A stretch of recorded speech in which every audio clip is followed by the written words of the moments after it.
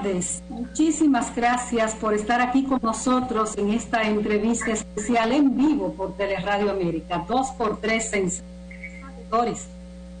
Buenas tardes, bueno, contenta, un poquito tarde de lo acostumbrado, pero aquí estamos todo el mundo experimentando nuevas herramientas para poder llevarle a nuestros televidentes las informaciones y orientaciones en este momento que tanto se necesita, tanto en el país como en el mundo.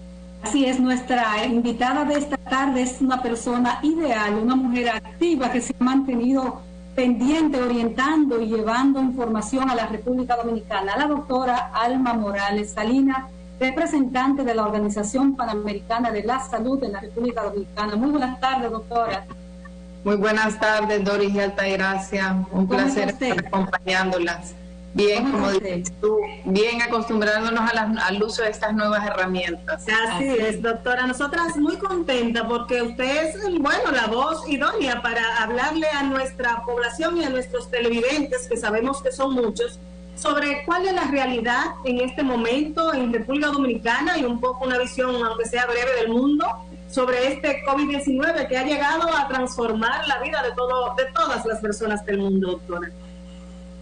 Bueno, pues vamos de lleno a iniciar, yo creo que con la visión del mundo. La visión del mundo, yo voy a decir los últimos datos que yo tengo disponible el 3 de abril, y ya sabemos que ya estamos con una pandemia que ya ha alcanzado al más de 1 millón de casos confirmados, con más de 62.000 casos de fallecidos en el mundo, y que estamos hablando ya de 206 territorios en el mundo que ya tienen COVID-19. Vemos diferente evolución de acuerdo a los países. Vemos China cómo ha aplanado la curva, se ha quedado con solo casos importados. Vemos como Corea del Sur también, pero al mismo tiempo todavía vemos a un Italia y a una España que llegaron al nivel más alto de su curva, y lamentablemente vimos a Italia con una tasa de letalidad muy alta. Y si se recuerdan en los primeros programas que tuvimos, cuando se decía que es una enfermedad poco letal, 2%, yo en aquel momento en algunos programas yo explicaba la letalidad tiene que ver mucho a qué población afecta, y vimos que en Italia le dio a la población de adultos mayores, y también cuán preparados estén los sistemas de servicios de salud para poder responder ágilmente. Y ahora nos podemos pasar a América, y en América vemos una América que está llegando ya a su punto. Tenemos ya Latinoamérica ha alcanzado los 25.544 casos, según fuente de Johns Hopkins. Tiene unas pocas diferencias con OPS de acuerdo a la hora que se hace el corte, y vimos cómo los diferentes países de la región llegaron a los 1.000 casos. Hay una curva que dice muy bien cómo desde el día 1 en cuántos días llegan a los 1.000 casos, y vemos cómo Panamá fue el primer país de la región que en el día número 23 logra alcanzar esos 23 casos, y luego vemos seguido a Brasil que le sigue en número de días, 24, y vemos a República Dominicana que alcanzó esos 1.000 casos en el día número 31, exactamente. ¿Qué significan, doctora, esos 1.000 casos? O sea, ¿qué significa eso? Casos es como en esa gráfica se miraba cómo estos países de la región iban incrementando su curva, pero este incremento de la curva se puede dar por dos razones. Se puede dar por razones de la capacidad de la muestra, del acceso de muestra, porque tú sabes, entre más muestras das, más acceso a la muestra hay, los casos se van a incrementar. Y yo les pasé a ustedes, para ya irme a República Dominicana, solo les quería hacer un breve resumen de cómo América Latina llegó ya a sus 25.544 casos al 2 de abril, y me pareció interesante ver la diferencia, poder mencionar la diferencia entre los países de América Latina, de cómo cada uno logró llegar como a ese pico de los 1.000 primeros casos, donde fue Panamá el que llega en los primeros 22 días, después seguido de Brasil, que llegó al 25 días, Chile al 23, 24 días Ecuador, y República Dominicana en el 31. Entonces nosotros, con los mismos datos oficiales del Ministerio de Salud, hemos hecho este mismo ejercicio, porque es importante saber en la epidemia. Cómo va la epidemia en la región es importante, sabemos que está llegando a su pico, inclusive podríamos esperar todavía un ascenso en las próximas 4 o 6 semanas, o sea, es muy difícil predecir, aunque hay modelos matemáticos con valor predictivo que depende de lo que se llama el nivel de infectación, que con el modelo que uno trabaja, el nivel de infectación 2 o 3, cuántas personas, una persona infectada, cuántas más puede infectar. Pero sin utilizar esos modelos matemáticos también es importante ver cómo está la epidemia en República Dominicana. Yo no sé si ustedes en el programa... ¿Cómo andamos al día de hoy, doctora? Si tiene los datos actualizados, por favor. Yo les pasé unas láminas, no sé si lograste, si ustedes las pueden enfocar en cámara o yo las leo. Si pueden leerla, no sé si la tenemos en cámara, maestro.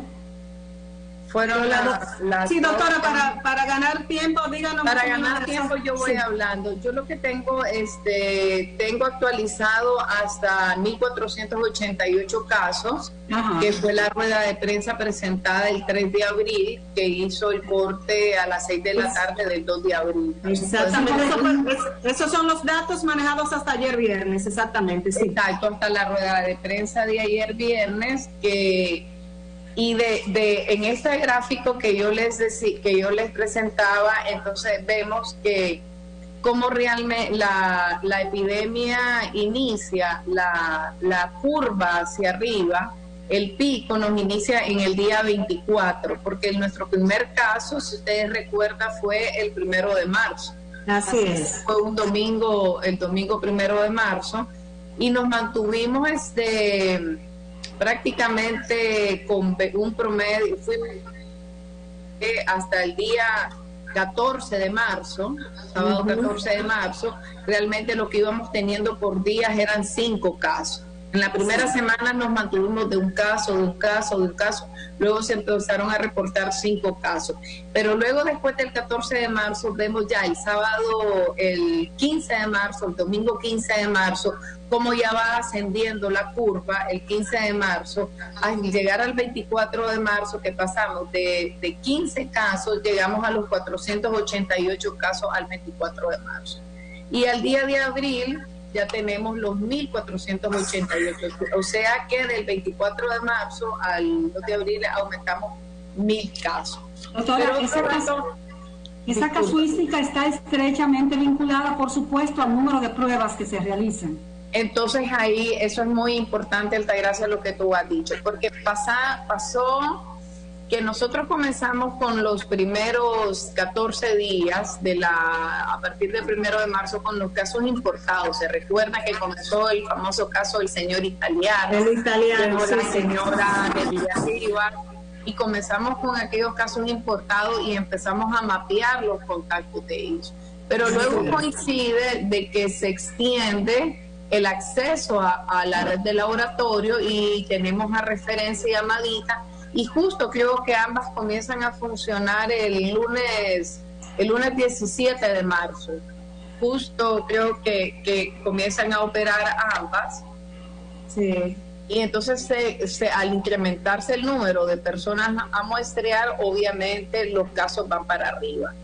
Y al día de hoy eso es lo que estamos viendo, porque el muestreo se ha aumentado, pero también eso nos hace ver de que tenemos provincias con diferentes números de casos. Ya tú tienes provincias con casos marcados arriba de 100, y yo les pasaba a ustedes, por ejemplo, la gráfica solo para verle, les pasaba el Distrito Nacional, El Distrito Nacional su primer caso lo da el 7 de marzo y luego va en ascendente el 18 de marzo, 19 de marzo ya tiene 51, 21 de marzo 88 y luego va en ascendente hasta llegar a los 588 que tenemos al día de hoy.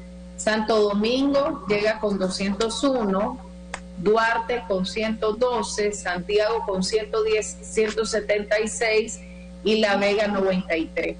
Pero por el otro lado vemos provincias que todavía tienen muy bajos casos y ahí nos tenemos que preguntar, que es algo que ese dato aún no lo tenemos. ¿Por qué no hay caso? ¿Es porque realmente no hay caso o es porque todavía las personas que viven en esa provincia no han tenido el acceso a las muestras? ¿O es porque, como sabemos, que hay una evolución de un 80% leve de repente ha sido en su casa y no ha pasado a más? Entonces tendríamos que saber, por lugar de toma de muestra, cuántas muestras se están procesando de estos lugares y en los lugares donde están con estos bajos casos empezar a hacer las pesquisas, o sea, lo que se llama la búsqueda activa, un sistema de vigilancia epidemiológico activo para realmente poder hablar de números de casos en República Dominicana, porque al día de hoy lo que tenemos es un sistema de vigilancia pasivo, porque lo que tenemos es muestras confirmadas, que son las personas que llegan a los servicios de salud, que se sienten mal, que demandan la prueba y que tienen acceso a la prueba. Sin embargo, en Duarte, en San Francisco de Macorís, vimos que se hizo una vigilancia activa, una búsqueda activa, y vimos que se hizo un conjunto de medidas de salud pública y llama la atención como Duarte, cuando vemos el número de casos por día, ya en Duarte empieza a bajar lo que son el número de casos por día, porque también es muy importante adicional a llevar a los acumulados, ver cómo se van comportando las provincias por día, porque es importante ver si las medidas de salud pública que se están adoptando, que se están implementando por el país, cómo están repercutiendo en el número de casos por día. Yo estoy buscando Duarte, donde ya vemos a Duarte el 2 de abril solo con 2 casos nuevos. Exacto, sí. Recordemos, doctora,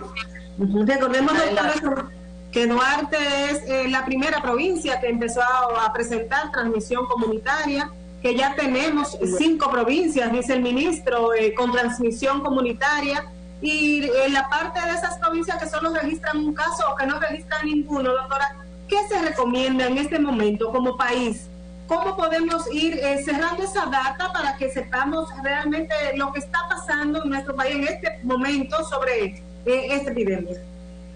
Bueno, hay un conjunto de medidas de salud pública y bueno, como no estoy en el programa, lástima que no puedo presentarlas, pero las medidas de salud pública están un poco divididas del momento de la epidemia, de la transmisión comunitaria o las provincias. Aquí yo no voy a hablar de país, voy a hablar de las provincias, las provincias donde hay clúster, que como vimos que fue en Duarte, que claramente fue en San Francisco de Macorís, y tenemos las donde hay menos casos, y todavía el día de ayer creo que quedaban 3 provincias con 0 casos, pero uno tiene que ser muy cauteloso en decir, Elías Piñas creo que era uno del que vi de 0 en el boletín. San José de Ocoa. San José de Ocoa y Elías Piñas también, ¿verdad? Y cuando yo pienso en Elías Piñas, que yo he ido, yo pienso, eso es allá.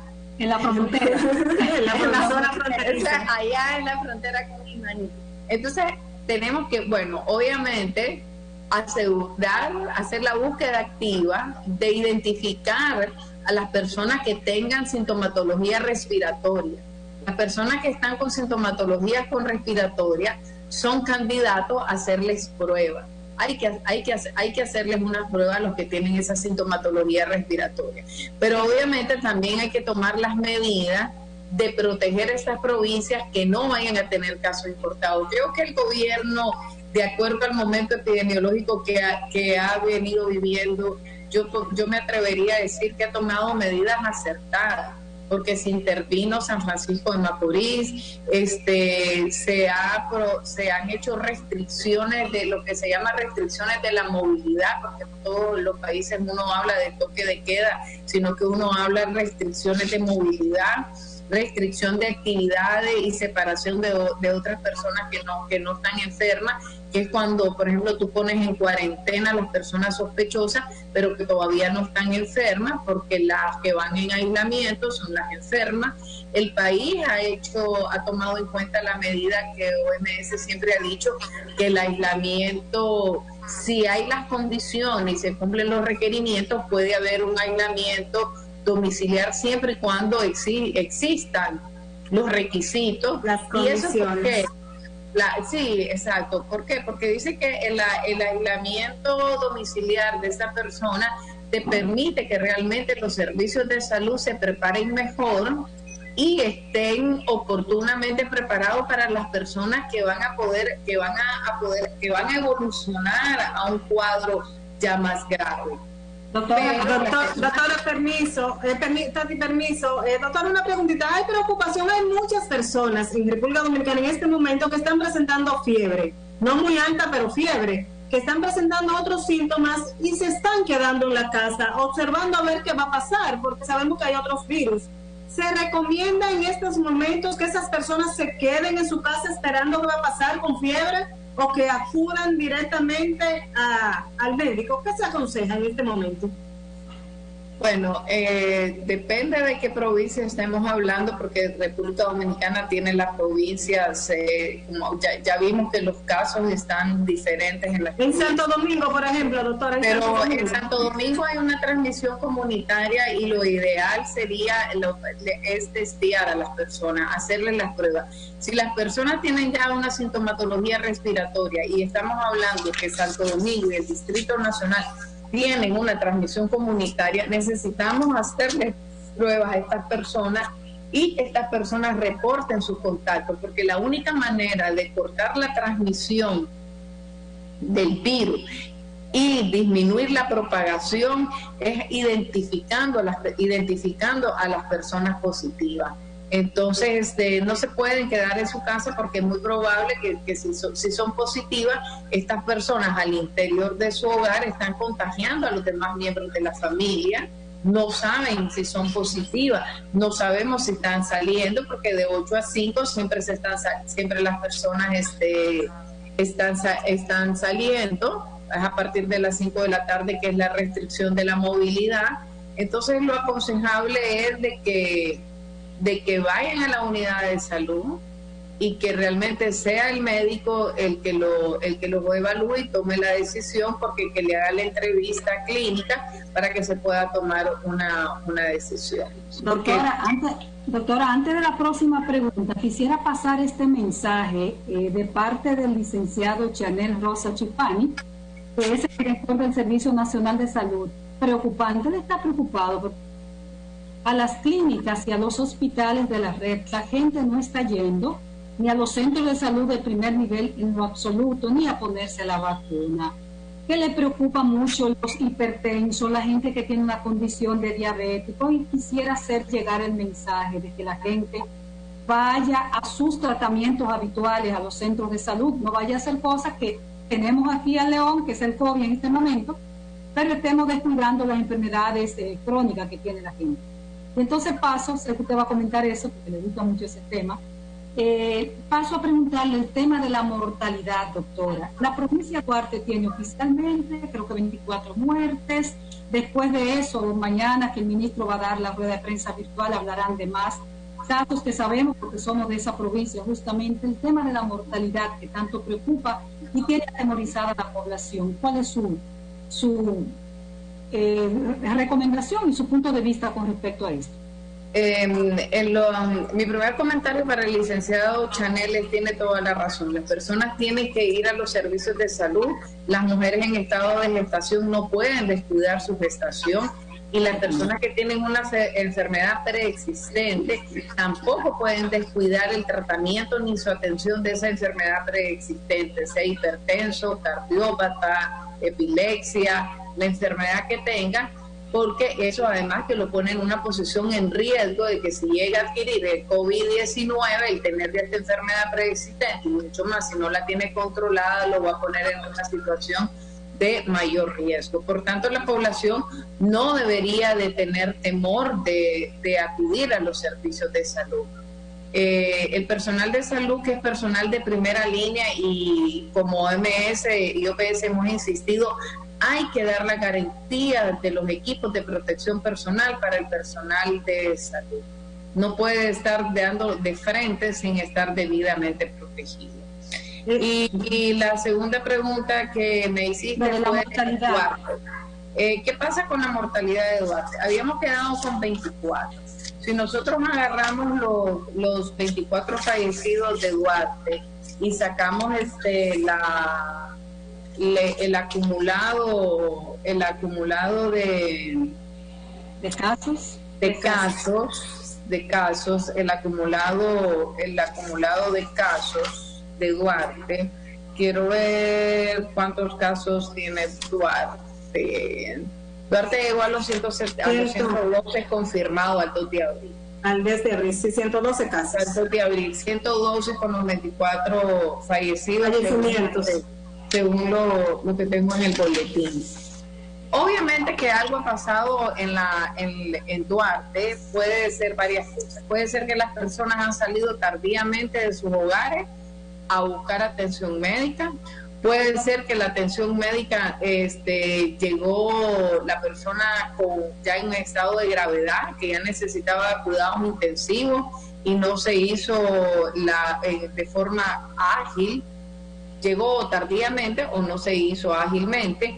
Yo no me atrevería a sacar tasa de letalidad, no es necesario sacar tasa de letalidad, porque si nosotros sacamos la tasa de letalidad es muy poco el denominador, 112, y Duarte, San Francisco de Macorís, tiene transmisión comunitaria, entonces es muy probable que el número de casos, o sea, el denominador sea muchísimo más amplio, que hayan muchas más personas contagiadas que probablemente tuvieron una evolución leve y que ni siquiera fueron a los servicios y ni siquiera fueron diagnosticadas. Entonces, por tanto, si metemos a esas personas en el denominador, la letalidad va a ser baja.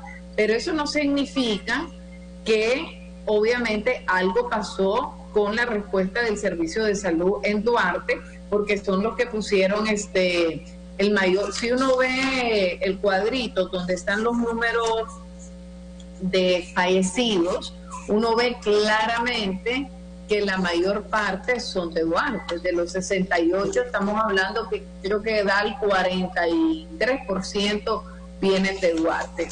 Tengo entendido que en Duarte se están haciendo acciones directas con mejorar el tema de la atención hospitalaria y el tema de los traslados hospitalarios, porque este es un reto no solo para Duarte ni República Dominicana, esto ha sido un reto para la región de las Américas. Y no lo dice el OPS, lo dice la CEPAL, porque en los momentos de la epidemia es que donde uno se da cuenta que tan robusto es el sistema de salud. Y cuando estamos viendo con países de la región que en promedio no llegan a un 3% de inversión del Producto Interno Bruto, que vaya para salud, entonces esto todo lo que está haciendo está tambaleando a todo el sistema de salud, no de República Dominicana, de la región de las Américas. Estamos viendo Ecuador, estamos viendo los casos de Ecuador y estamos viendo la alta mortalidad que hay en Ecuador. Sin embargo, estamos viendo un Chile con más de 3.000 casos, con un número de muertos sí tengo el dato, aquí en un momento de... O sea, doctor, tengo a Chile con 3.737 y tengo a Chile con 22 muertes fallecidos. O sea que el sistema de salud, doctora, juega un papel preponderante para enfrentar estas epidemias y evitar las muertes, sobre todo, que es lo que la gente más temor tiene, por supuesto. Efectivamente. Cuando tú estás frente a una pandemia, hay dos cosas. Está la contención y está la mitigación. La contención, todo este montón de medidas que tenemos que hacer para contenerla, para detenerla, para que no se propague. Pero luego tenemos que hacer las acciones de mitigación. O sea, que ese número de casos que no me vayan a traducirse en una cantidad de muertos como en Italia. O sea, no queremos que la región de las Américas vaya a pasar lo que pasó en Italia. Entonces, por tanto, los sistemas de salud tienen que estar preparados con servicios de salud ágiles, con un servicio de salud, con un recurso humano competente, pero tampoco queremos que sean los trabajadores de salud los que pongan la cuota de los muertos respondiendo a la epidemia. Por tanto, los que están en primera línea, las personas que están atendiendo a estos pacientes y las personas que están atendiendo a los pacientes en los cuidados intensivos, tienen que estar debidamente protegidos con los equipos de protección personal. ¿Y qué es la lección que nos está dando el coronavirus COVID-19? Que nos estamos dando cuenta que los sistemas de salud no son lo suficientemente robustos, que la inversión en salud no ha sido suficiente y que va a dar un golpe a los sistemas de salud, sobre todo aquellos sistemas de salud que han sido fragmentados, segmentados, y que ahora los países están teniendo que poner en marcha una serie de medidas sociales y económicas que obviamente la prioridad de todos los países es salvar la vida, pero también sabemos que el poner en marcha todo este conjunto de medidas va a tener a largo plazo sus repercusiones. Vamos a ver países que venían con crecimiento económico favorable que de repente van a decrecer. Doctora, con mucha frecuencia se le hace al ministro de Salud esta pregunta y él dice que no tiene una varita mágica, pero usted tiene amplia experiencia viendo el comportamiento de epidemias, no en República Dominicana, sino en el mundo, vamos a decirlo así.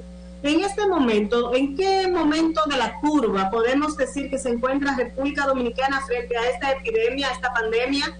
¿Y qué podemos esperar en adelante, los próximos días? Doctora, antes que la doctora responda, decirle que ahí mismo, porque estamos prácticamente en la etapa final del programa, nos dé su recomendación final entrando justamente a la Semana Santa que inicia mañana. El mensaje después que te responda a la pregunta.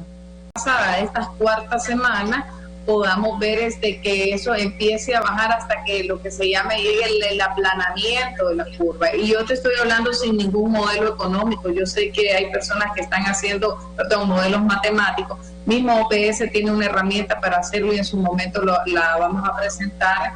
Pero te estoy hablando epidemiológicamente de acuerdo a cómo se va comportando la epidemia. Exactamente, el comportamiento, exactamente. Lo que estamos viendo de la epidemia en la región y en República Dominicana. Y entonces en los gráficos va en franco crecimiento y eso es lo que vamos a ver en las próximas 4 semanas. Pero, y ahí me vinculo a la pregunta de Altagracia, todo está vinculado directamente a las acciones de salud pública que se pueden tomar en cuenta o que se están tomando en cuenta.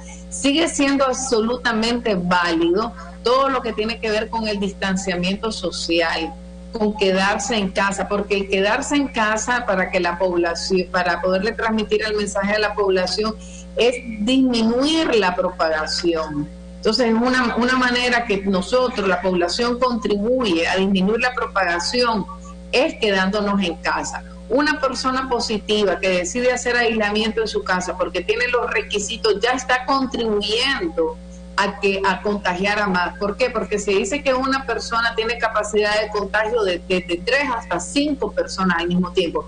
yo salgo y yo no sé mi estado y yo puedo contagiar 3, 5 personas ahora. Entonces imagínense exponencialmente cada uno de esos contactos a cuántas otras personas puede estar. Entonces el hecho de que no estemos en conglomerados, que estemos en nuestra casa, que hagamos el teletrabajo, o sea, en la medida en que nos relacionemos menos los unos con los otros, esas medidas son efectivas. El hecho de que para Semana Santa se restringieron el movimiento interno a las provincias, también es una medida que tiene sentido. De hecho, salió en el documento, que este es un documento de ayer, del 13 de abril, y justo este país ya había sacado la medida donde plantea como medida evitar esa mezcla del interior, y sobre todo cuando ya se tiene provincias o lugares donde tú tienes esa transmisión comunitaria, el estar viajando de un lugar a otro, que es la medida de restricción hacia Bueno, doctora, lamentablemente el tiempo se nos termina, pero creo que esas orientaciones que usted acaba de darnos, de que sigamos a las orientaciones del aislamiento social, de mantenernos en casa, creo que ese es el mensaje que debe llegarle a toda nuestra población y a todo el que nos sigue en nuestro programa. Y muy importante recordar la higiene, la limpieza en los espacios públicos y la limpieza en nuestros hogares. Recuerden que el virus no sobrevive en el aire, el virus es una pelotita pesadita. Entonces él se transmite, si yo te hablo a 1 metro y mi saliva te cae a tu saliva. Pero él, si no te cae a la mucosa, que es la mucosa nasal, mucosa visual, mucosa bucal, él cae, pero queda en la superficie. Y de independencia de la superficie tiene días de vida. Por tanto, las medidas de higiene respiratoria más las medidas de higiene de las superficies lisas es muy importante, porque el virus queda ahí 72 horas y luego uno toca y se lo transmite. Bueno, doctora, pues muchísimas gracias, doctora, muchísimas gracias a nuestros amigos televidentes por siempre estar ahí acompañándonos y por recibir estas orientaciones. Mantenga la sintonía el próximo sábado con nosotros, que estaremos llevándoles orientaciones sobre esta pandemia que está conmocionando al mundo. No se lo pierdan. Gracias.